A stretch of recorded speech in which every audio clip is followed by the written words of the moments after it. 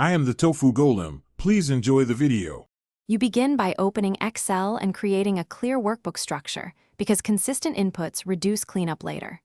First, create the table using Control plus T so filters and structured references work automatically. Name the table in Table Design. Next, define each column type: text for ID, date for date, choice for category, number for value, so Excel enforces formats. Once done, add a sample row and save to OneDrive or a shared folder to enable simultaneous collection and automatic version history. Now you construct the input controls that prevent errors during collection.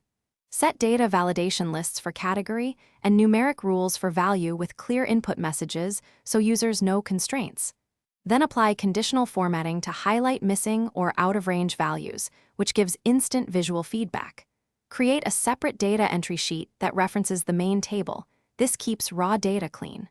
Finally, protect the workbook structure and only unlock the input cells so contributors can enter data without altering formulas or headers.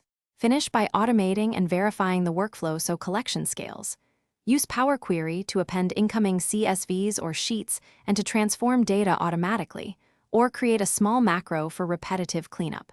Share the workbook with explicit edit permissions and test with 2 users to confirm sync behavior.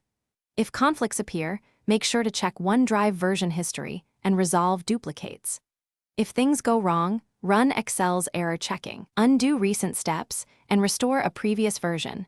This recovers lost work quickly. Thanks for watching. Consider subscribing if we helped you today.